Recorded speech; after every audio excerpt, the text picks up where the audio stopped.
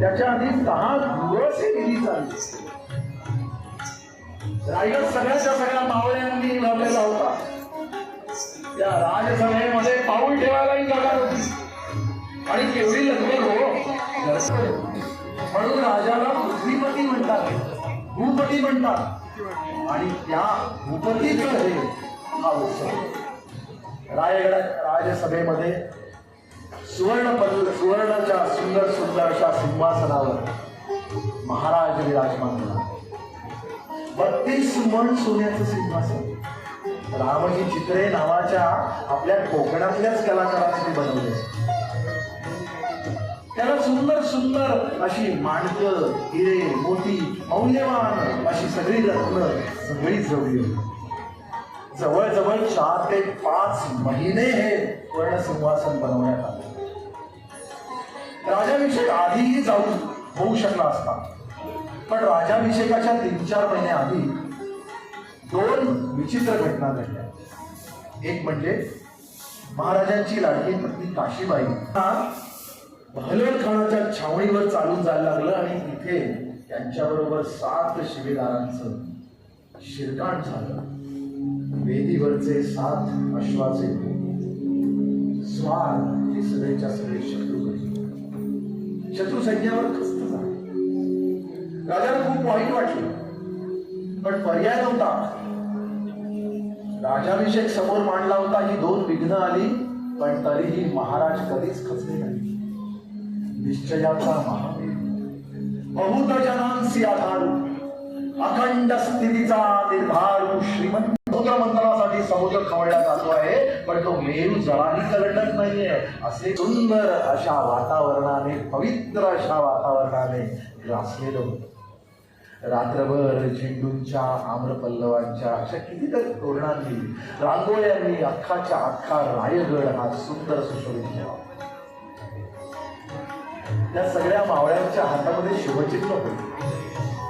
कोणाच्या हातामध्ये सूर्यपान, कुणाच्या हातामध्ये चंद्रपान, कुणाच्या हातामध्ये मत्स्य, आर्त सागरी वैभवाचं प्रतीक. चंद्र सूर्य म्हणजे आज चंद्र दिवा करवून हे राज्य विकसित जावं. राज न्यायाचं प्रतीक. राजांचा न्याय हा खऱ्या अर्थाने न्याय, प्रजेच्या कल्याणाचा न्याय. ही राजसभा ही सगळीच्या सगळी मावळ्यांनी सावळ्यांनी सिद्धलेली होती. आणि मग हळूहळू एक मानाचे मानकरी येत होते, कोणी सरदार येत होते, कोणी दरकदार येत होते, शिलेदार येत होते. हे सगळेच्या सगळे मानाचे मानकरी यांनी आयुष्याची होळी केली होती हो स्वराज्यासाठी. या सगळ्यांमध्ये कितीतरी लोक हे त्या राजसभेत नव्हतेच. म्हणून ते महाराजांच्याकडे गेले आणि महाराजांच्या पायावरती महाराजांनी सांगितलं, पहा बरं, वतनदार आहात तुम्ही, वतन सांभाळलं पाहिजे. थरथरलेल्या कल्याणनी कान्होजी हसले, डोळ्यात पाहिलं, शहाजी राजांचा मित्र हो, मुलाच्या सेवेत आहे, ऐकतो का? कान्होजी जेठे पायावर वाकले आणि जिजाऊ साहेबांच्या पायावर पाणी सोडले. म्हणाले, वतनावर पाणी सोडलं जेठ्यांनी. कसलं वतन? स्वराज्य पाहिजे, देशाचं राज्य पाहिजे, अफजल खान फाडला पाहिजे. साहेब वतनचे ज्ञानी पायाशी सोडलं. कान्होजी जेठे राजाभिषेकाला अत्यंत बुजुर्ग वयोवृद्ध तरी सुद्धा ते होते. त्यांच्याबरोबर त्यांचा मुलगा सर्जेराव बाजी जेठे, जेठ्यांचा हा सगळ्याच्या सगळा पराक्रम महाराजांच्या आयुष्यात पहिल्यापासून शेवटपर्यंत ही एक मोहिमा. महाराजांनी कान्होजी आंग्र्यांना एकदा पत्र लिहिलं होतं. ताप आला होता. महाराज इतकं लिहितात, साधं पत्रात लिहितात की कान्होभाऊ जपलं पाहिजे, वेळचे वेळी औषध घेतलं पाहिजे. मोहिमेचे दिवस आहे, मोहीम होती, पण आता मुलं तुमच्या. आणि हे सगळेच लोक तळहातावरती आपलं शिर घेऊन स्वराज्यासाठी खपले. याचं कारण त्यांना माहीत होतं की आमचा राजा, आमचा लाडका राजा आमच्या कुटुंबाला, माझ्या मायेच्या माणसाला वाऱ्यावर सोडणार नाही, तो काळजी घेईल.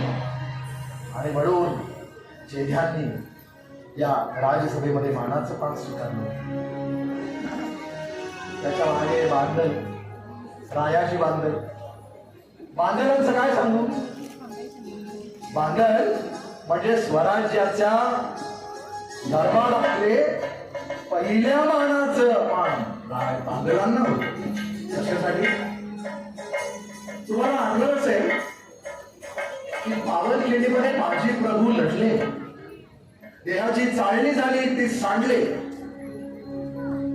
पण तरी सुद्धा आपल्याला जे माहित नाहीये ते हे की ते माजी प्रभू या बांधलांचे दिवाण होते. ती लढली ना जी सेना 300 लोकांची, ती बांधलांची सेना होती. ज्या सेनेने महाराजांना सुखरूप पणाऱ्यावरून विशाळगडाकडे नेलं ते बांधल होते. हे आपण सोयीस्कररित्या विसरलो आहोत. बांधलांचं एवढं मोठं काम असताना सुद्धा जर महाराष्ट्राला बांधल जर माहित नसतील तर आपण इतिहासात काहीतरी नक्की विसरलो. ते रायाची बांधल, ते कोळ्याची बांधल. या राजसभेत होता दौलत खान, कोळी, मुस्लिम कोळी. सिद्धीने कोकणातल्या कोळ्यांना पाठवलं.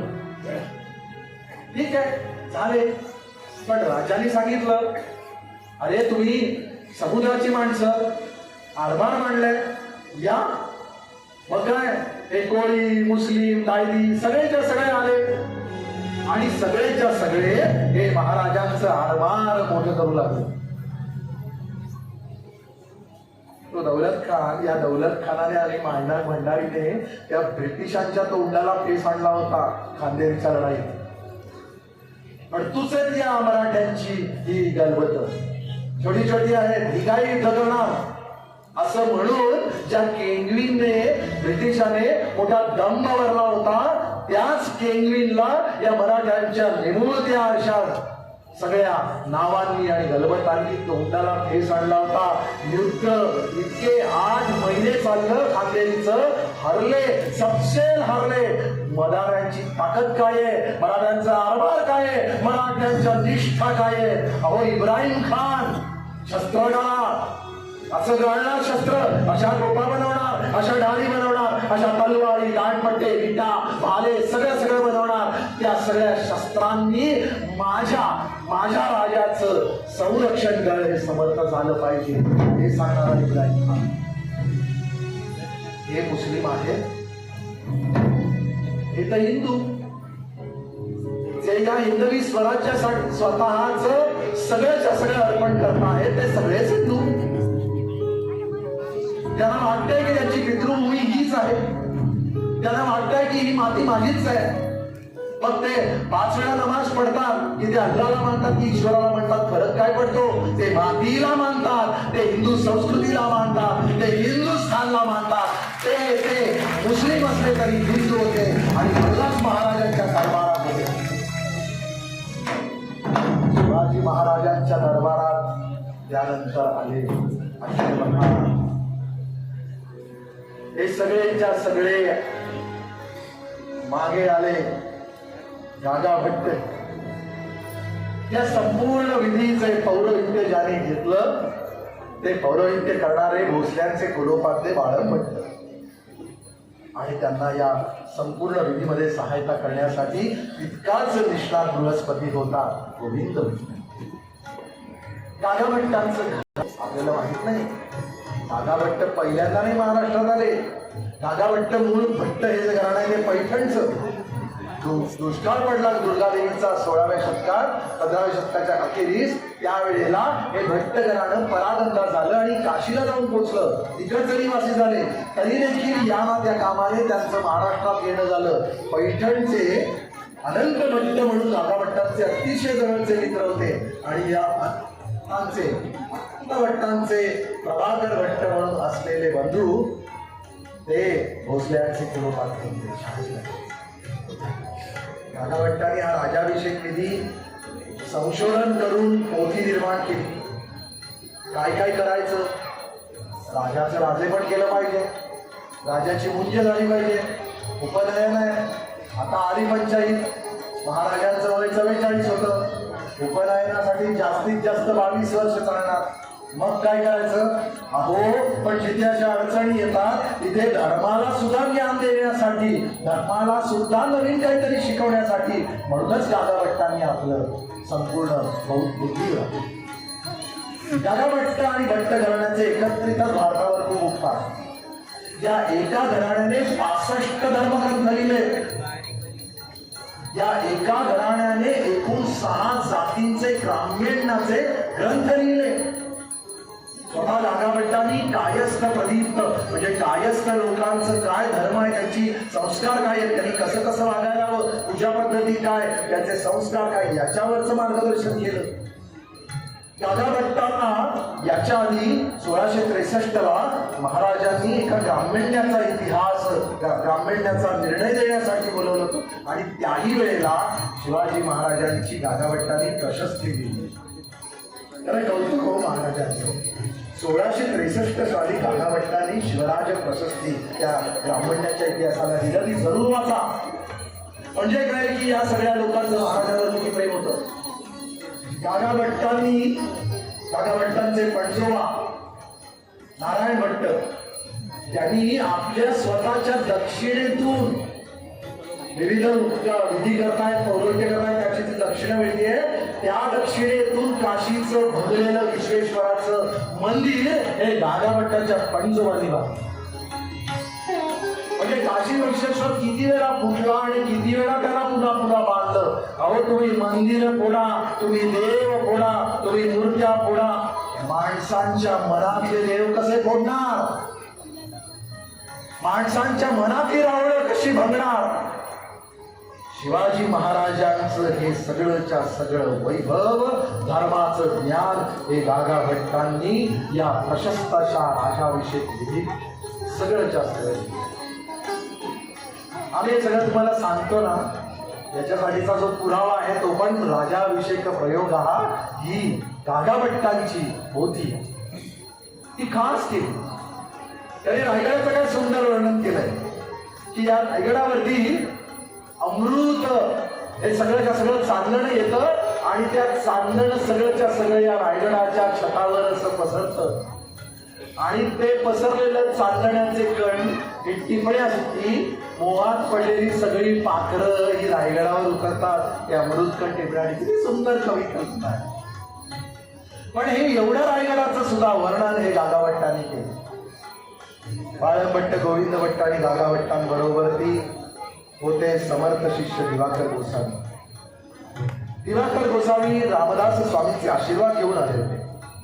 रामदास स्वामी प्रत्यक्ष रायगडाच्या राजाभिषेकाला नाही आले, कारण दोघांचेही व्रत, महाराजाही मोठे, रामदास स्वामीही मोठे. एकाने राजकीय पट मांडला, एकाने सांस्कृतिक मन मोठी केली. एकाने सांगितलं की तलवार घ्या आणि लढा, दुसऱ्याने सांगितलं वन्ही तो चेत भावारे चेतवितांची चेत. भलोपासनेचे मंत्र दिले. मावळ्यांच्या मध्ये सगळ्या गावागावातनं लोकच गेले आणि त्यांनी सगळ्यांनी स्वराज्य सगळं निर्माण करावं याच्यासाठी सुद्धा गागा भट्टांनी समाजाला सांगितलं, अरे कोण पुसे अशक्ताला, रोगी यावर आडी दिसे, कळा नाही कांती नाही, मुक्ती युक्ती बुधा दुरावली, भाग्याशी काय होणे रे, यत्ना वाचुनी राहिले, यत्न तो देव जाणावा अंतरी. आणि यत्न मांडला, यत्न केले, यत्नाचे फळ प्राप्त झाले. गागा भट्ट, बाळम भट्ट, गोविंद भट्टांची जेवढी लगबग तेवढीच अष्टप्रधानांची लगबग. 8 प्रधान म्हणजे आपलेचे 8 हातच जणू महाराजांच्या 8 शक्तीच जणू. आणि ते सगळेच्या सगळे अष्टप्रधान महामंडळ, ते अष्टप्रधान मंडळ राजाच्या राजव्यवस्थेसाठी निर्माण केलेलं. याच्यामध्ये कोण कोण होते? याच्यामध्ये मोरोपंत प्रधान होते. मोरोपंतांबद्दल काय सांगू? अहो, स्वराज्याच्या 1/3 प्रांताचे त्याची सगळे प्रशासकीय अधिकार महाराजांनी त्यांना दिले होते. दुसरे प्रधान अनाजी दत्तो त्यांना दिले होते. बिराजीरावजी त्यांना दिले होते. याच्यामध्ये न्यायाधीश होते, याच्यामध्ये पंडितराव होते. न्याय कसे आहे? न्याय कसे आहे की समोर जर कोणी नातेवाईक आला तरी सुद्धा मन चढणार नाही. जर कठीणातला कठीण निर्णय द्यायचा आहे तर समोर काहीही मांडलं तरी सुद्धा न्यायापासून काही. या अष्टप्रधानांमध्ये हे मोरोपंत जे होते ना, यांचा एक पराक्रम तर याच विभागाशी आहे. महाराज आग्र्याला अडकलेले होते. आग्र्याला निर्णायक अवस्था होती. लोकांना असं वाटलं की स्वराज्य संपलं, पण आऊसाहेबांनी राजशक्कट घेतलं होतं हातात. काय वय झालं होतं, 66चे जवळजवळ होतं वय. तरी सुद्धा ही बाई या एका मातेने अख्खं राज्य हातात घेतलं आणि मोरोपंतांनी ते सगळं प्रशासन हातात घेतलं. महाराज आग्र्याला बंदीवासात असताना सुद्धा त्याही वेळेला ज्यावेळेला 23 किल्ले आणि 4 लाख घोडांचा अख्खा मुलूक दिला होता पुरंदरच्या हात, त्याही वेळेला आग्र्याला अडकला असताना याच कोकणामध्ये याच कुडाच्या थोडं पुढे असलेला रांगणा किल्ला हा मोरोपंतांनी स्वराज्यात आणला होता. ही उर्मी, आत्मविश्वास, हे तेज, कोण सांगता आम्ही हरलो, कोण सांगता आम्ही माघारी गेलो, कोण सांगतं पुरंदरच्या तहात आम्ही सगळ्याच्या सगळं कष्ट केलं, तुम्हाला माहित नाहीये. मराठियांची पोरे आम्ही, मराठियांची पोरे आम्ही, नाही भिणार मरणाला. सांगून गेला कुणी मराठी शाहीर अवघ्या विश्वाला. तीच मराठी जात सांगतो मळवट भारी भवानीचा. पोत नाचवितो आम्ही नाचतो, दिमाख आहे जवानीचा. तो दिमाख मराठ्यांचा अख्ख्या मुस्लिम मोगलांना होता. या सगळ्या अष्टप्रधानांचं सुद्धा घरचंच लग्न नाही. ते सगळेच्या सगळे जण त्या राजसभेमध्ये येत होते, एका मागोमाग येत होते. तिकडे सगळेच्या सगळे विधी चालले होते. पण हे सगळं चालू असताना एक मात्र होतं की याच्यामध्ये कुठेही बेशिस्तपणा नव्हता. सगळ्यांना जाणीव होती.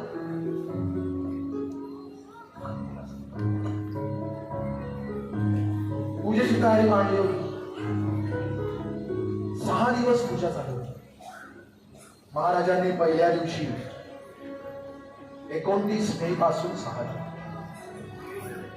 पहिल्या दिवशी ज्येष्ठ शुद्ध चतुर्थीला आणि पंचमी एका दिवशी 2 दिवस. त्या दिवशी विनायक शांती केली, गणेश होम केला, मातृका पूजन केलं. हे काही काळापासून चालू आहे. त्या मातृका म्हणजे आमच्या माता, त्या भूमी, त्या आई, त्या सुजला मात्याला त्याची पूजा मांडली पाहिजे. तो गणराज हे आमचा निर्विघ्न करणार. हे सगळंच्या सगळं सुंदर जे स्वराज्याचं वैभव मांडलं आहे ते सगळंच्या सगळं दूर, याच्यात विघ्न दूर केली पाहिजे म्हणून विनायक शांती केली, मातृका पूजन केलं. हे सगळं करण्यापूर्वी मौनी बंधन आलं, मौजी बंधन केलं. राजांचं कुळ क्षत्रियाचं, सिसोदिया राजवंशाचं, राजपूतांचं. पण हा संस्कारच लुप्त झाला होता. क्षत्रियांना मुंज केली पाहिजे, पण मुंजच कोणाची झाली नाही. म्हणून मग राजेपदी बसायचं तर मुंज करावी म्हणून महाराजांची मुंज केली.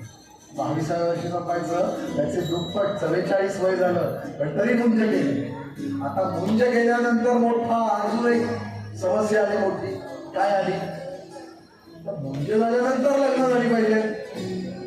महाराजांची 8 लग्न झालेली, म्हणजे हा राजाभिषेक त्या 8 राण्याच्या संसाराच्या मुळावर झाला असं होईल ना. असे जर मार्ग दिले नाही तर गागाभट्ट कुठले? गागाभट्टाने सांगितलं हरकत नाही, मुंज झाली, मुंजीनंतर पुन्हा त्याच राण्यांचं पाणीग्रहण राजाने करावं. त्या सगळ्या राण्यांना पुन्हा स्वीकारावं आणि त्यांच्याशीच विवाह करावे. शास्त्रोक्त पद्धतीने सोयराबाई राणी साहेबांचा विवाह महाराजांशी झाला आणि त्या पट्टराणी उरलेल्या 6 राण्या सुद्धा होत्या. त्या सगळ्याच्या सगळ्या या राजसभेमध्ये राणीवशामध्ये आल्या. महाराजांच्या राजसभेमध्ये त्या राणीवशातल्या राण्यांचं आगमन झालं. एका मागून त्या 6 सौभाग्यबाईंनी महाराजांच्या राण्या, विष्णूची लक्ष्मी, त्या सगळ्यांच्या मध्ये साबाजी भोसले म्हणजे शरीफजींचे पुत्र, शहाजी महाराजांचे चुलत, शहाजी महाराजांचे भाऊ म्हणजे शिवाजी महाराजांचे चुलत भाऊ साबाजी भोसले. हे साबाजी भोसले सुद्धा मराठ्यांच्या कितीतरी मोहिमांमध्ये आहेत. हे संभाजी भोसले आले. महाराजांच्या राजकन्या होत्या, खरं तर 6 राजकन्या.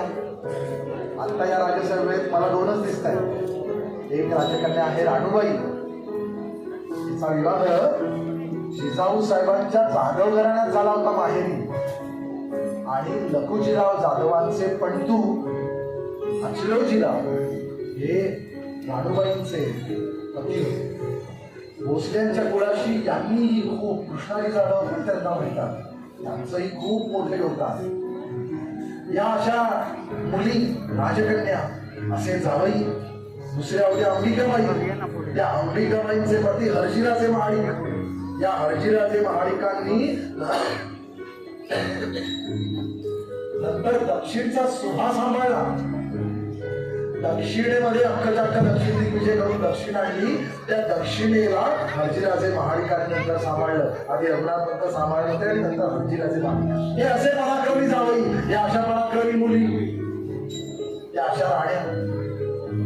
त्या सगळ्याच्या सगळ्या राण्यांचा सुद्धा या राजसभेत वावर होता.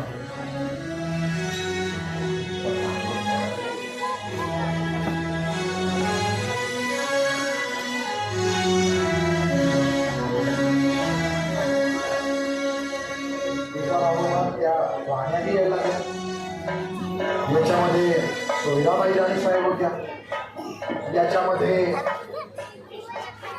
पुतळाबाई होत्या, याच्यामध्ये सगुणाबाई होत्या, सकवारबाई होत्या, याच्यामध्ये लक्ष्मीबाई होत्या, गुणवंताबाई होत्या. ही सगळी नावं ना, की त्या सगळ्याच्या सगळ्या अख्खा एवढा मोठा सूर्य हो, त्या सूर्याचा संसार ज्यांनी केला त्यांच्याही किती अशा कष्ट असतील, किती वेदना असतील. आणि त्यांच्याबरोबर युवराज संभाजीराजे हाताशी धरून येत होत्या.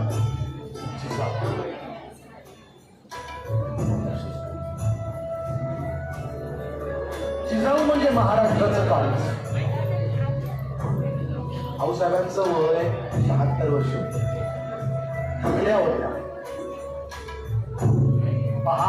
पाचाडला महाराजांनी त्यांच्यासाठी वाडा बांधला. कारण वयामुळे रायगडाचं वातावरण त्यांना झेपत नव्हतं, म्हणून त्यांना पेरवेल अशा पाचाडला त्यांचा वाडा. आजही कधी या वाड्यात गेलात ना, तर त्या सगळ्या वाड्याच्या चौतऱ्यांवरती आऊसाहेबांची पावलं बरं. कधीतरी जा, लोळा मस्त त्या पाचाडच्या वाड्यामध्ये, त्या कट्ट्यांवरती लोळा. तुम्हाला वाटेल की आऊसाहेब आपल्या मऊ शार पदराने आपल्या हातावरती, अंगावरती हात फिरवतायत आणि सांगतायत, थकलायस का, काही काम करणार नाहीयेस, मूळ राष्ट्रासाठी केवढी कामं करायची तुला. कधीतरी जा ना पाचाडच्या वाड्यात. आऊसाहेब भेटतील. अशा आऊसाहेब या वयात सुद्धा राज्याभिषेकासाठी वरती आल्या. साक्षी आली. आयुष्यात काय काय नाही हो, या एका आईने काय काय नाही केलं. या एका आईने जगातली कोणती दुःख भोगली नाही. या एका आईचं काळीच कुठल्या दगडांचं होतं. आऊसाहेबांनी ज्या वेळेला राजसभेमध्ये रायगडाच्या महादरवाजातून प्रवेश करण्यासाठी त्या आल्या पालखी, त्यावेळेला त्यांनी बाजूला बघितलं, 2 यमदूत उभे. त्या यमदूतांनी नमस्कार करून आऊसाहेबांनी सांगितलं, आऊसाहेब. त्या हलक्याशा हसल्या, म्हणाल्या, नाही बा, आयुष्यभर या एका क्षणासाठी जगले रे. तो काही माझा भूत नाही,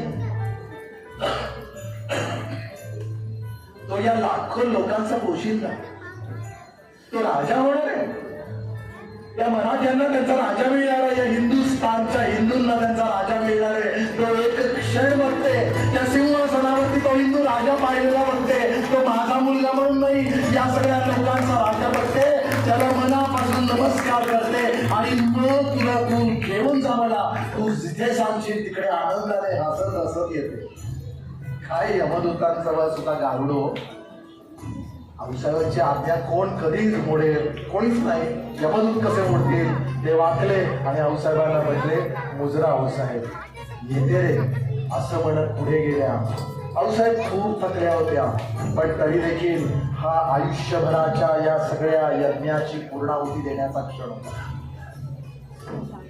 आयुष्यभर या दोन मायलेकरांनी जे जे भोगलं ते समाजामधल्या कुठल्याही कागदपत्रांमध्ये, इतिहासातले आम्हाला दिसत नाही.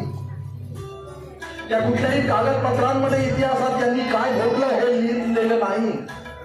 ते फक्त वाचायला लागतं नाही तर ते पाहायला लागतं. दोन संदर्भ ग्रंथांच्या मधली मल्लीनाथी बघताना तर्काच्या आधारावरती या सगळ्यांना पाहायला लागतं. त्याची दृष्टी ही विकसित करायला लागते. तर कळतात की सह्याद्रीच्या चिऱ्यांनी काय साठवून ठेवलंय या दोन मायलेकरांचं बोलणं. काय आहे दोघांचं हितगुज सह्याद्रीच्या कडे कपाळ्यांनी ठेवलेलं आहे. काय तो राजसभा, काय तो पाचारवाडा, काय जिथे जिथे म्हणून महाराज आहेत तिथे तिथे आऊसाहेब आहेत. आणि आऊसाहेब गेल्या फक्त 12व्या दिवशी गेला. आज आपण राजाभिषेक दिन करतो ज्येष्ठ शुद्ध त्रयोदशी. बरोबर 12व्या दिवशी आपल्याला ज्येष्ठ वद्य नवमीला आऊसाहेबांचा पुण्यतिथी महोत्सव सुद्धा करायचा. पण ही प्रेरणा आहे ना, ही पूजा आहे ना. आई कशी असावी, जगातल्या प्रत्येक आयांनाच हा आदर्श असावा तो जिजाऊ साहेबांचा. म्हणून इथल्या सगळ्या सुद्धा माय बहिणी सांगतील की होय आम्ही जिजाऊच्या लेकी आहोत. आणि त्यांना अत्यंत आदराने, अग्नीने, प्रेमाने, मायेने राजसभेत घेऊन येत होते शंभू महाराज, स्वराज्याचे युवराज. शंभूराजांचं वय फक्त 17 वर्ष. पण किती समजूतदारपणा, किती राजकारणाची जाणीव. हा शिवाचा पुत्र होता, हा सूर्याचा पुत्र होता. ते देश त्याच्यात येणार. महाराजांचा जसा राजाभिषेक झाला तसाच शंभूराज सुद्धा युवराजपदी बसले. या सोयराबाई राणी साहेब ज्या पट्टराणी म्हणून सगळ्या कुटुंबाच्या प्रमुख म्हणून काळजी घेणार होत्या. सगळ्या राण्यांचा आपला कधी सौती मत्सर नाही झाला. सगळ्या एकमेकींना अगदी बहीण सारख्या घट्ट.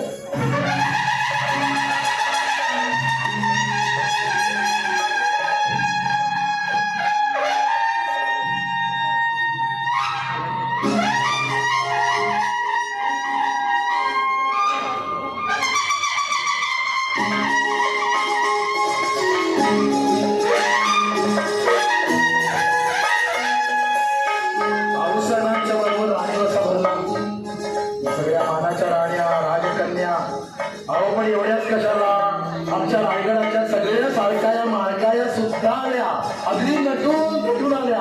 राजाचं लग्न त्याने आमची सोन्याचे संसार सुखाचे केले ना, त्याने अंगावर दागिने दिले ना, त्याने कर्जमाफी दिली, त्याने आमची शेती दिली, आम्हाला अवजारं दिली, आम्हाला बीज बियाणं दिली, आम्हाला बैल दिले, आमची शेत पुन्हा हारली, आमच्याकडे उत्पन्न आलं, आमचं कर्ज 4-4, 5-5 वर्ष माफ केलं, कर दिला. ऐसा राजा, ऐसा राजा, ऐसा राजा. या राजाने आमचं कुंकू रक्षिलं, आमचं वैभव वाढलं. त्या मागे कशा असतील त्या सगळ्या धावत सुटल्या. जणू काही सगळ्याच्या सगळ्या कुलदेवता धावल्या, महाराष्ट्राच्या सगळ्या ग्रामदेवता धावल्या आणि सगळे जण आले. आता ती राजसभा वाट बघत होती फक्त आणि फक्त एका माणसाची. अत्यंत धीर गंभीरतेने ज्येष्ठ शुद्ध त्रयोदशीच्या पहाटे त्या भरलेल्या राजसभेमध्ये युगायुगांचा अंधकार दूर करणारे या संपूर्ण प्रजेचे पती भूपती द्रुपदपती ज्याने अफजल खान फाडला, ज्याने पराक्रमाचे मोठे मोठे असे पराक्रमाचे सुद्धा महामेरू रचले, पर्वत हिमालय रचले, ज्यांनी बुद्धिमंतांच्या बुद्धीला आणि शौर्यवंतांच्या शौर्याला सुद्धा ज्यांनी खऱ्या अर्थाने अर्थ प्राप्त करून दिला, ज्यांनी विषमता दूर केली, ज्यांनी 18 पगड जाती सगळ्या समाजाला एक केलं आणि पुन्हा इस्लामी आक्रमकांनी नाडलेल्या या देशाला हिंदूंचं राज्य दिलं, तो आमचा लाडका भाऊ, आमचा लाडका पिता, आमचा लाडका राजा महाराज.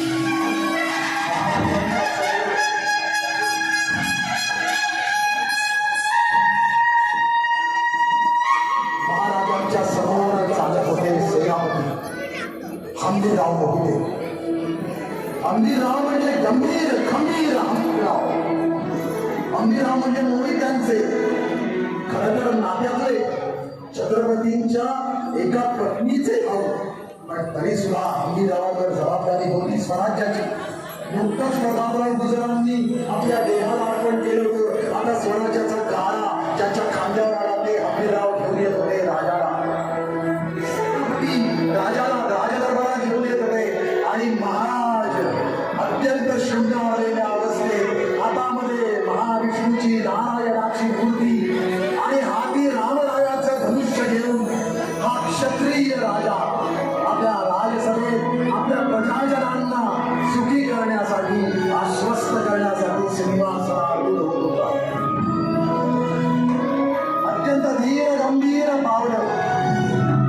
आनंद आहे, पण या आनंदाबरोबर बरंच काही केलेलं आहे. सगळ्यांना सुख दिलं खरं, सगळ्यांचं सुख निर्माण केलं खरं, पण त्याच्यासाठी काय काय भोगलं हे कधी नाही सांगितलं. कोणी किती काही दिलं ते नाही सांगितलं. कारण हे सगळे किल्ले निर्माण केले, पण त्या किल्ल्याच्या चिराचिऱ्यावरती आपलं नाव सुद्धा कधी महाराजांनी बोललं नाही हो. हे असे राजकर्त्याचे महाबोध. त्यांनी ती राजसभा बघितली, ते विधी, ते सगळे पुरोहित बघितले, ते सगळेच्या सगळे पुरोहित बघितले आणि त्यांना समोर दिसायला लागली ती राजसभा, ज्या राजसभेत त्यांचा लाडका बाजू नव्हता, त्या राजसभेत त्यांचा जीवाभावाचा ताना नव्हता. त्या राजसभेत त्या हातावरती त्या शमशेर धरून पुरंदरवरनं सुलतान ढवा केलेला आणि मूर्ख छाटल्यानंतर सुद्धा काही क्षण हा लढत राहिलेला लाडका मुरारबाजी नव्हता. आपल्या अंगावरचे कपडे घालून ज्याला माहिती होतं मृत्यूच आहे, त्या मृत्यूला सुद्धा विधी मारणारा असा लाडका आकाशित नव्हता. महाराजांना त्या गेलेल्या प्रत्येक सवंगड्यांचे आशीर्वाद, त्यांच्या आठवणींनी दाटल्या. गंभीर, पण राजांनी रडायचं नसतं, आस्वरस्तात घडायची. हे माशासारखं असतं समुद्रातल्या, त्याची आस्व कधीच दिसत नाही. गेलेल्या त्या सर्व सवंगड्यांचं, स्वराज्याच्या सगळ्या लाडक्यांचं महाराजांनी स्मरण केलं आणि त्या राजवेदीसाठी चाललं. आता जिजाऊसाहेबांचं दर्शन घेणं आलं. शेवटची पितापुत्र आहे, ती शेवटची मायलेकराची भेट. अत्यंत गंभीरपणे महाराज आऊसाहेबांच्या जवळ आले. दोघांनी एकमेकांना नीट निहाळले. काय बोलले असतील हे दोघं एकमेकांशी? हे काय नक्की आईचं आणि मुलाचं नातं असेल? आऊसाहेबांच्या समोर महाराज गुढघ्यावर वाकले. आपल्या लाडक्या आईला कुशीत शिरण्यासाठी म्हणून त्यांनी आपले दोन्ही हात तिच्या चरणावर ठेवले. त्या लाडक्या राजाच्या अवग्रहण करताना, त्याच्यावर नजरेचं लिंबन करताना ती माऊली बघत होती राजाला. तिचा पूत आता संपला, तिचा पुत्र आता संपला. आता उरणार होता फक्त मराठ्यांचा राजा, हिंदूंचा राजा. आपला पुत्र हा जगासाठी या स्त्रीने वाळून दिला. याच्यानंतर या पायाला नमस्कार करता येणार नाही, कारण राजाभिषेक विधींच्या नियमानुसार राजाला सोयर नाही, सुतक ही नातही नाही. राजाला कुठल्याही प्रत्येक कोणाचे विधी करता येत नाही. राजाला कुठल्याही घरातल्या विधींमध्ये भाग घेता येत नाही. न्यायासनावर असताना त्याचं मन ढळू नये. प्रत्यक्ष आई, मूल, बाप, भावंड कोणी आलं तरी न्यायापासून त्याचं चित्त ढळू नये, म्हणून ही राजाभिषेकाची नियम घालून घेतलेले आहे. काय दुर्दैव आहे बघा. महाराजांच्या राजाभिषेकानंतर 12व्या दिवशी आऊसाहेब गेल्या, पण त्यांच्या चितेला अग्नी सुद्धा महाराजांना देता आला नाही, की त्यांना खांदाही देता. ते दुर्भाग्य नाही, हे सौभाग्य, हे राजाचं राजेपण. दादा भट्टांनी मंगलविधीला सुरुवात केली. नारायणाचा अभिषेक, राजाचा अभिषेक. बाळम भट्ट त्याचे कुलोपाध्य होते. आता या कुलोपाध्यांनी राजांना आचमन करायला सांगितलं. गंगा म्हणजे पवित्र, जल म्हणजे पवित्र.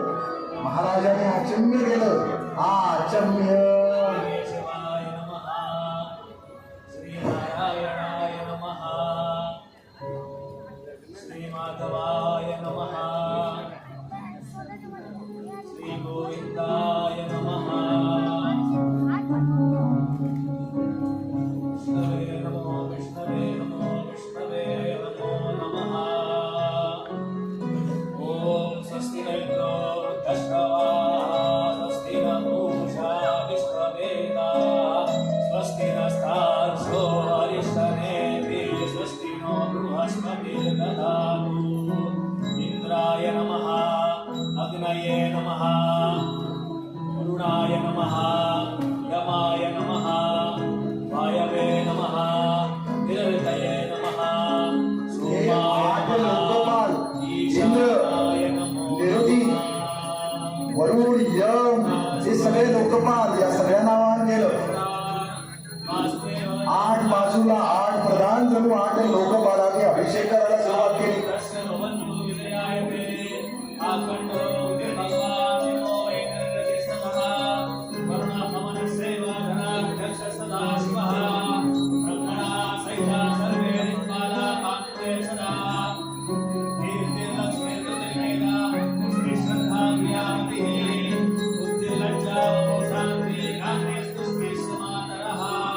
काय वाटलं असेल या आठ प्रधानांना?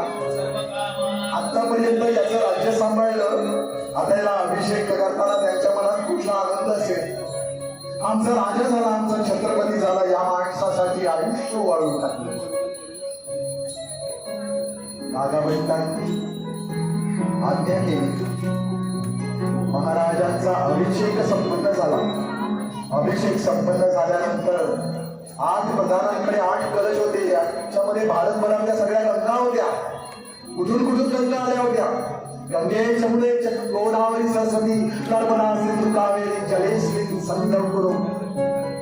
या सगळ्या गंगा आज भारतभरातल्या सगळ्याच्या सगळ्या अपवित्र गंगा होत्या. इस्लामी आक्रमकांनी त्या आज रायगडामधल्या महाराजांच्या मस्तकी त्या प्रवाहित झाल्या. त्या गंगाही पावन झाल्या, महाराजही पावन झाले. पूर्ण कुंभाचा स्पर्श पट्टराणी सोयराबाई साहेब शंभूराजांना आणि महाराजांच्या मस्तकी केला. त्या तिघांनीही उठून अत्यंत आदराने धर्मासमोर आपलं लोटांगण घातलं, नमस्कार केला.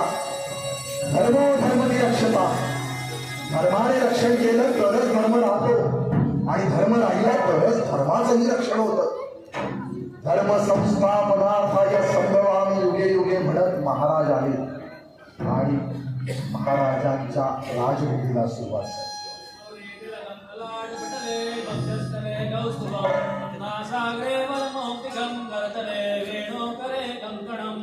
सर्वांगे हरिचंदनं सुललितं घंटे च मुक्तावली गोपस्त्री परिवेष्टितो विजयते गोपाल चूडामणी. महाराजांचा राजतिलक झाला. आता राजमुकुट, राजाने मुकुट धारण केला पाहिजे, राजवस्त्र धारण केलं पाहिजे, अत्यंत सुंदर दर्शन दिलं पाहिजे. नागभट्टांनी महाराजांच्या मस्तकी राजमुकुट देण्यासाठी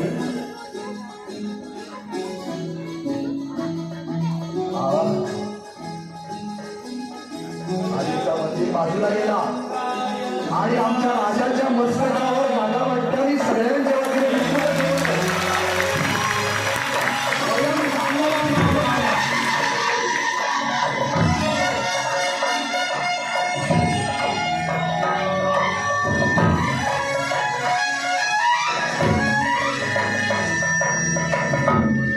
वयम ब्राह्मणानां राजा, वयम क्षत्रियाणां राजा, वयम वैश्यानां शूद्राणां राजा, सर्वे जन सुखिना संतु. सगळ्यांना कल्याण करणारा राजा. राजा, तुझ्या संपूर्ण विश्वाचा प्रतिपाद करणाऱ्या महाविष्णूला धारण कर आणि महाविष्णू सारखा आमच्या सगळ्यांचं संरक्षण कर. नागभट्टांनी महाराजांना सिंहासनापाशी शस्त्र आणि शास्त्र विष्णू आणि राम या दोघांच्याही रूपामध्ये सिंहासनावरती जाण्यासाठी दादा भट्टांनी आज्ञा केली.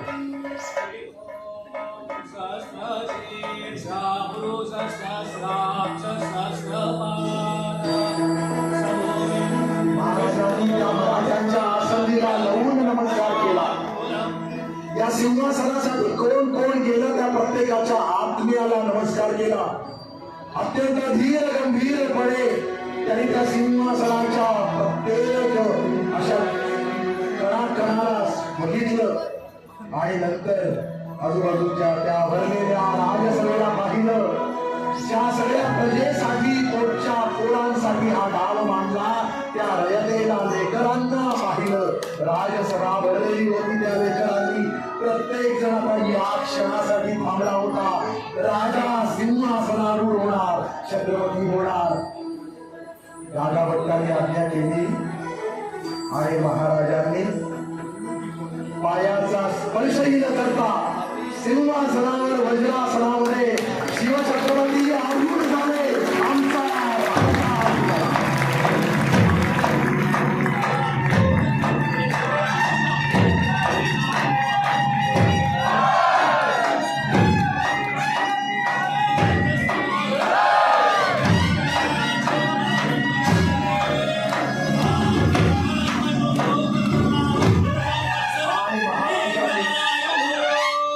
महाराजांनी त्या सुवर्ण आसंदीवरती आरूढ होऊन दादा भट्टांनी त्यांच्या मस्तकावरती छत्र धरलं आणि त्या राजसभेला वाही फिरवली.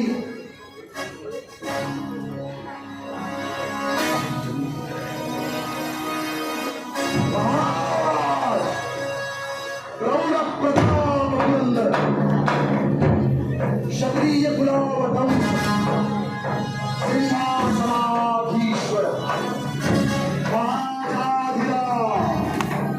राजा शिवछत्रपती महाराज की शिवछत्रपती महाराज की शिवछत्रपती महाराज की जय जय जय. जयकाराच्या निनादल्या, जयकाराच्या सगळ्या सगळ्या सह्याद्रीवर पोहोचल्या. जयकार सगळ्या मावळखोऱ्यात पसरले, महाराष्ट्रात पसरले. संध्याला आणि गाऊ लागल्या. सगळ्याच्या सगळ्या मंदिरातल्या रावणातल्या ईश्वराने श्वास टाकला. आमचा राजा नृपती झाला. हिंदुस्तान त्याचा राजा मिळाला.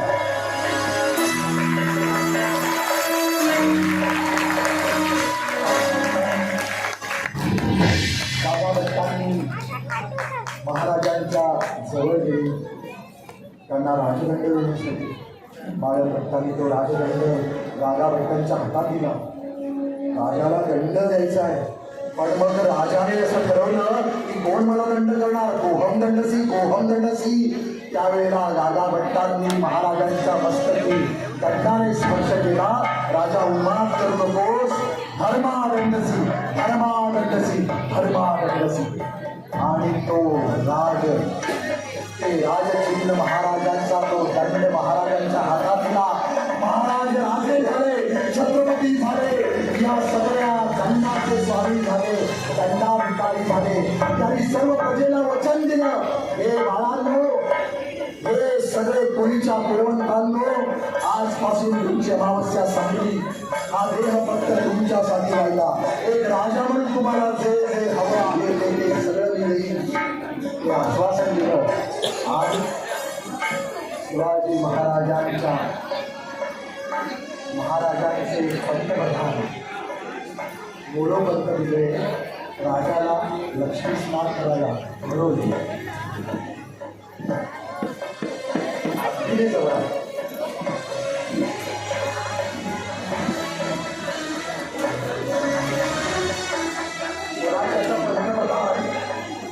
स्वराज्याचा सगळा खजिना स्वराज्याच्या राजाच्या मस्तकावरती घालू लागला. राजाला लक्ष्मी स्नान झालं.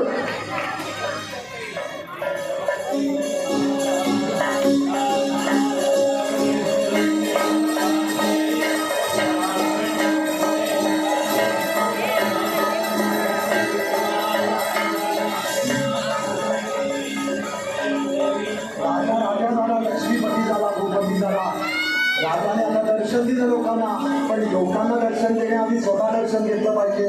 त्यांच्या समोर वृत्तपात्र आणलं. रूपामध्ये महाराजांनी राजाभिषिक्त राजांनी स्वतःचा चेहरा पाहिला.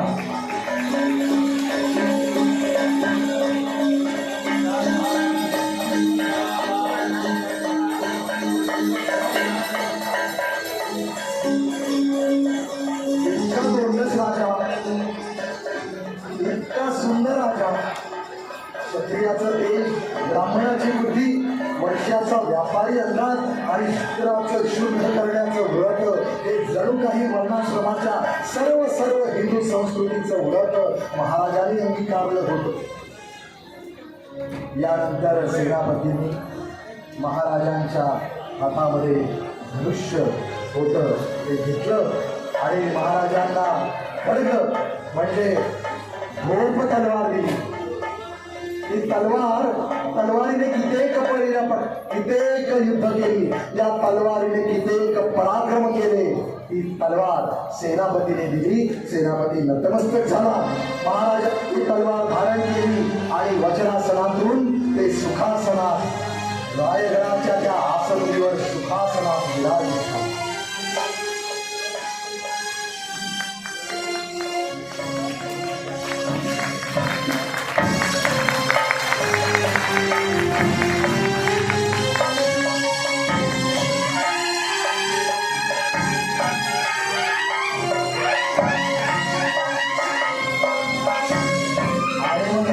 सगळ्या मायलेकी थांबल्या होत्या ना, रविवाऱ्या होत्या, त्या सगळ्या धावत सुटल्या. त्यांना आता कोण थांबवणार? माझा राजा, लाडका भाऊ, माझा पुत्र, माझा सगळ्याच्या सगळ्या सर्वस्व आज राजामध्ये काय. आज चला माझ्या डोळ्यांच्या निरांजनाने त्याला ओळखते. सगळ्या सवाशी आल्या, राणी आल्या, सोयराबाई आल्या, गुणवंताबाई आल्या, पुतळाबाई आल्या, लक्ष्मीबाई आल्या, सकवारबाई आल्या, सगुणाबाई आल्या. महाराजांना ओवाळलं, एकेकाने ओवाळलं.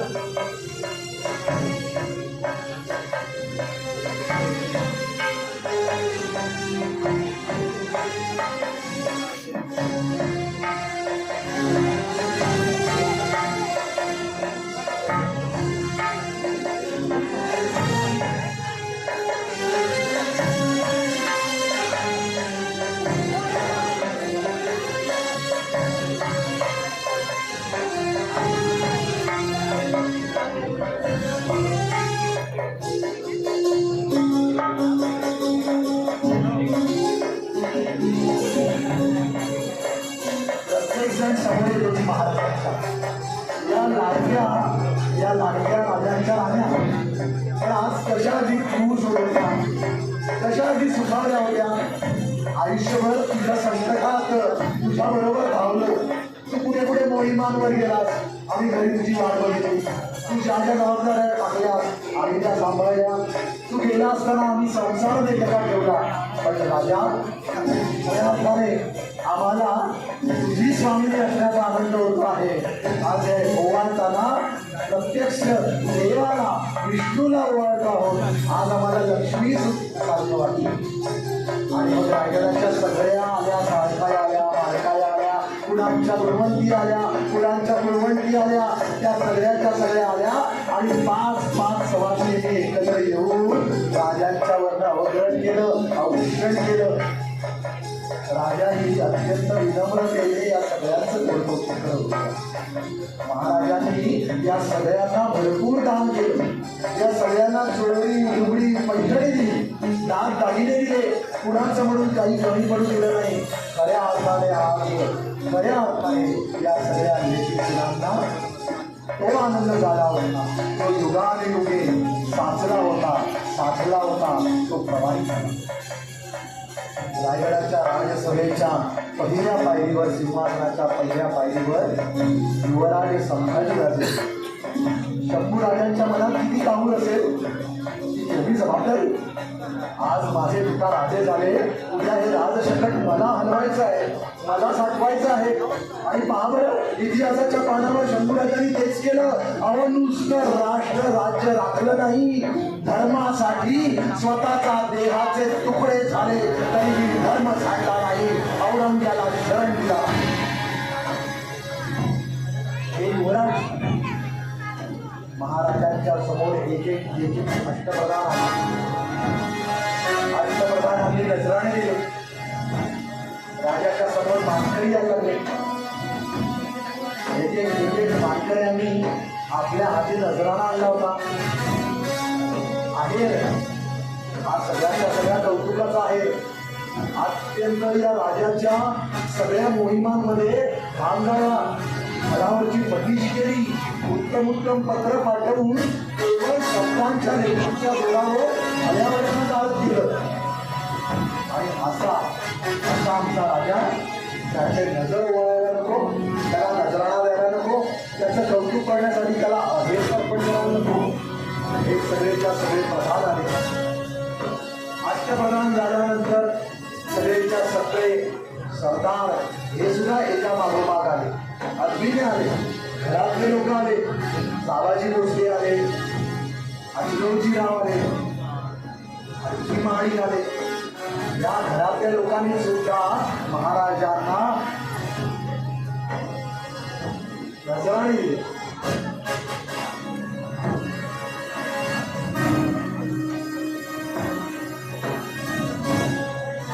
अनाजी दत्तो आले. अहो, अनाजी दत्तोबरोबर काय सांगावं. या माणसाने मलिक अंबरची शेत जमिनीची मोजणी सुद्धा बदलली. अत्यंत सतर्क माणूस. निरंतर केवढे घाबरायचे याला. ते म्हणाले, हे निराजीरावजी आणि अनाजी हे परवडणारी लोक नाही. हे गोड बोलतील, आता तर दबडी देणार नाही आणि वरती आम्हालाच सगळ्याच्या सगळं नुकसान करतील. पण ही माणसं कशी होती ना, त्यांना स्वराज्याच्या खजिन्याची पडली. स्वराज्याचा खजिना कसा वाढेल, लोकांच्या कल्याणासाठी कसा खर्च होईल, मोठमोठ्या मोहिमा कशा येतील. आज त्या मोहिमांचं सगळं चीज झालं. दौलत खान आला, कान्होजीराव शहाजी राजांबरोबर आज त्यांच्या मुलाला राज्याभिषेक होताना पाहिजे. सगळ्याच्या सगळ्या कोळ्यांना आज धन्यता वाटली की आमच्या आरमाराचा प्रमुख आज राज्याभिषेक झाला. इब्राहिम खानाला वाटलं की आपल्या शस्त्रागाराचा खरा आज अर्थ उमगला, महाराजांचा राज्याभिषेक. हे सगळेच्या सगळे लोक आले. या सगळ्या सरदारांनी, येसाजी कंकणे, या सगळ्या लोकांनी महाराजांचे समोर आपापले अहेर दिले. येसाजी कंकण जीवलग अगदी रायरेश्वराची प्रतिज्ञा घेतल्यापासून ते संभाजी राजांपर्यंत एवढा प्रदीर्घ कालखंड येसाजीने या घराण्याची सेवा केली, स्वराज्याची सेवा केली. हे सगळं तू आज खऱ्या अर्थाने सन्मानित होते या राजसभेत. त्यानंतर साबाजी भोसले आले. भोसल्यांतर्फे सुद्धा घरातला सुद्धा आहेर दिला बरं. आणि त्यानंतर आमच्या दोन राजकन्या राणूबाई आणि अंबिकाबाई गप्परातील होय, त्याही आल्या. राणूबाई आल्या, अजिरोजीराव आले, त्यांनी राजाला दिलं. मुलगी आणि जावयासाठी एवढं करून अंबिकाबाई आल्या, हरजीराजे आले, त्यांनी महाराजांच्या समोर नजराणा दिला, वाकून नमस्कार केला.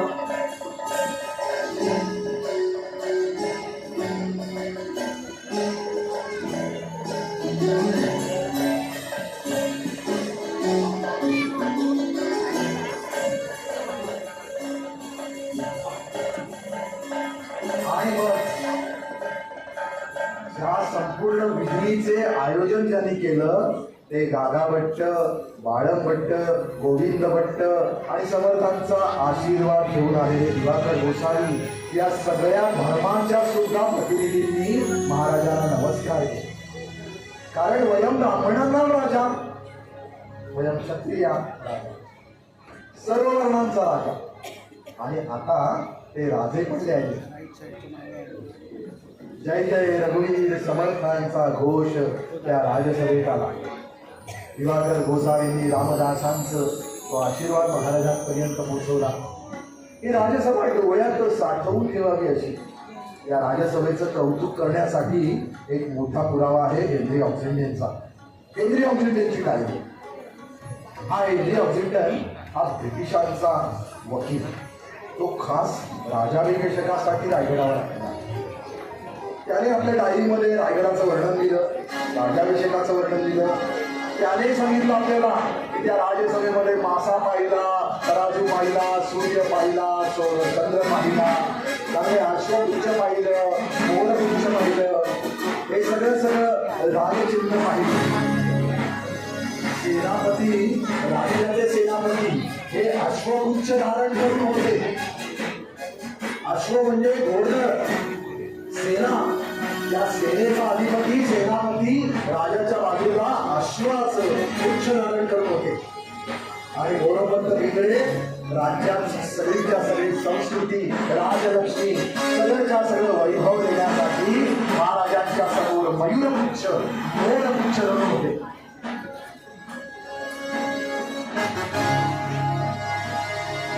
या हेनरी ऑक्सिजन बरोबर नारायण शेळके होता. हा नारायण शेळके ब्रिटिशांचा वकील.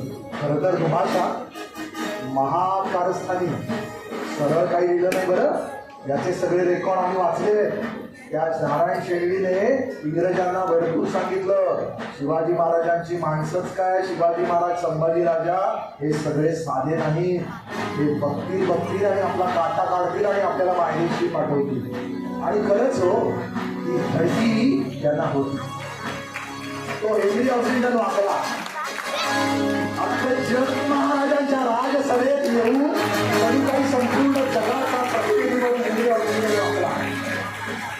तो पुढे आला. नारायण शेळवीने नजरानं रायगडाच्या या ध्वजाभिषेकाच्या वेळेला महाराजांनी, इंग्रजांनी एक खुर्ची दिली आणि एक छान हिऱ्यांची अंगठी दिली, कंठा दिला. हे सगळं का दिलं? यासाठी दिले. पण हे सगळे महाराजांनी घेतले. एक मात्र आहे, महाराजांनी यांना धडकी दिली. हे सगळ्या नजराणाचा स्वीकार केल्यानंतर हेनरी ऑक्सिजनने त्या सगळ्या राजसभेला लवून पाश्चिमात्य पद्धतीने मुजरा केला.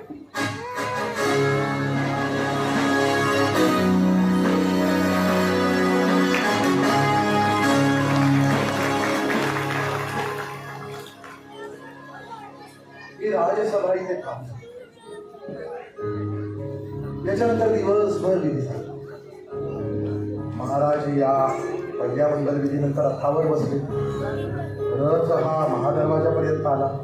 रथारूढ झाले. महादरवाजात 2 हत्ती झुलत होते. त्या हत्तीवरनं महाराजांची मिरवणूक निघाली. पहिल्या हत्तीवर भगवा ध्वज, ढाले म्हणतात त्याला, ढाल्याचा हत्ती, त्या हत्तीवरनं मिरवणूक निघाली. आणि मागे महाराज दुसऱ्या हत्तीवर, समोर माहूत म्हणून सेनापती बसले आणि पाठीमागून मयूरपुच्छ बघून मोरोपंत बसले. आणि महाराज निघाले नगर दर्शनाला. रायगड तो काय ऐकतो होय?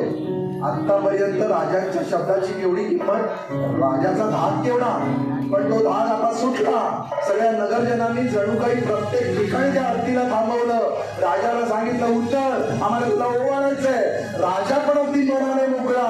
तो त्या हत्तीला सारखा बसवत होता, माहूत बसवत होते, राजा उतरत होता. राजाच्या वरनं लिंबलोन करत एक 80 वर्षाची म्हातारी सुद्धा वळत होते आणि एक 10 वर्षाची चिमुकली सुद्धा राजाचं कौतुक करत होते. हे कुठे हो असं बघायला मिळतं का कधी? हे सगळं ना इतिहासाच्या पानावरती थांबलंय, कागदात साठलंय. या सगळ्या गोष्टी या फक्त आणि फक्त दाखवण्याच्या नाही, या सगळ्या गोष्टी या इथे साठवण्याच्या. हे रूप आहे ना, हे रूप तुमच्या छातीमध्ये रामराया जसा मारुतीच्या छातीमध्ये सामावला होता ना, तसं सामावून करणार. नुसतं आम्ही महाराजांचे जय जयकार करणार, पण त्यांच्या गुणाचं अनुकरण कोण करणार? काय आहे, आम्ही विभूतींना देव बनवण्याचा खूप मोठा अट्टहास मांडला. सोपं आहे. एकदा महापुरुषांना देव बनवला की तो देव देव आहे.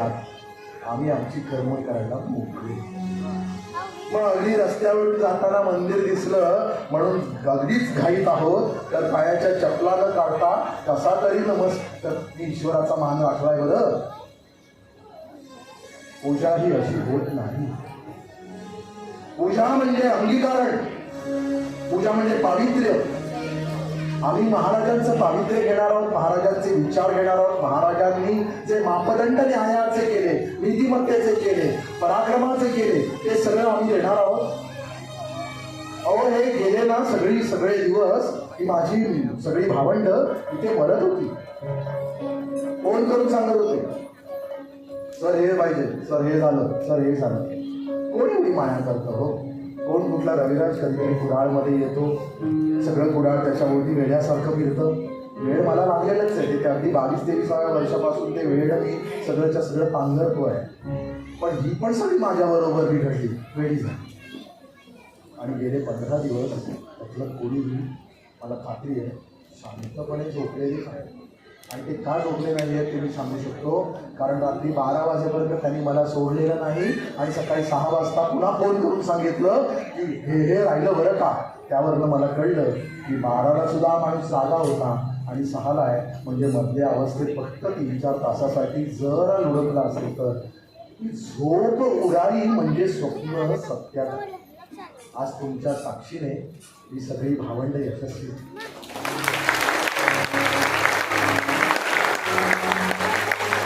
हे सगळं असं वैभव ठेवतो, हे तुमच्या झोळीत देतो.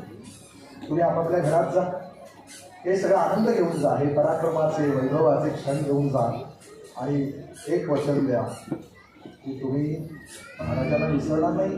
ते नाहीच विसरणार, पण तुम्ही महाराजांच्या गुणातला एक अंश आपल्या येईल असं काहीतरी करा. त्याची राष्ट्राला गरज आहे. जिथे असाल तिथे एवढीसा सुद्धा खडा, एवढीशी चिमुकली अशी खाळू उचलते आणि ती त्या रामसेतूत घुसते. तिच्या एवढ्याशा चिखलाच्या गाण्याला सुद्धा रामरायाने आनंदाने गुंजारलंय, कारण महत्त्व आहे अशा व्रतबंधाचं. आज इकडून मला पळायला लागणार आहे, कारण 12:05 गोव्यावरनं फ्लाईट आहे. सकाळी 10 वाजता मला बोलायचं आहे, पुन्हा दुसऱ्या व्याख्यान शिवरायांची अर्थनीती सांगायचं आहे. तुम्हा सगळ्यांबरोबर मला भरपूर वेळ राहायला आवडलं असतं, थांबायला आवडलं असतं, गप्पा मारायला आवडलं असतं, पण नाहीलाच आहे. 9 आउटर लिमिट होती, पण आता मला माहीत नाही माझे रथ सारखी किती मला फास्ट पोचवतील. तुम्हा सगळ्यांची रजा घेतो. एक आहे की राजसभा विसर्जित होईपर्यंत, ही राजसभा विसर्जित होईपर्यंत कोणीही आपली जागा सोडू नये, कारण ते महाराजांच्या राजसभेचा अपमान असतो, आपल्या राजाचा अपमान असतो. जोपर्यंत महाराज सिंहासनावर आहे तोपर्यंत आपण हॉल सोडत नाही.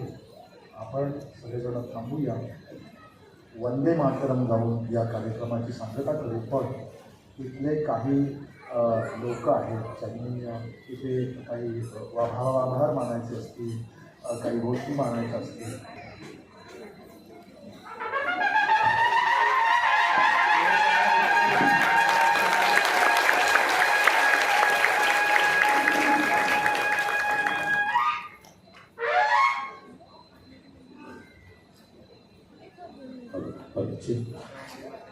प्रौढ प्रताप पुरंदर सिंहासनाधीश्वर क्षत्रिय कुलावतंस राजाधिराज योगीराज श्रीमंत श्री श्री श्री छत्रपती शिवाजी महाराज की, शिवाजी महाराज की, शिवाजी महाराज की, धर्मवीर संभाजी महाराज की, राजमाता जिजाऊ की, जय भवानी, जय शिवाजी, हर हर.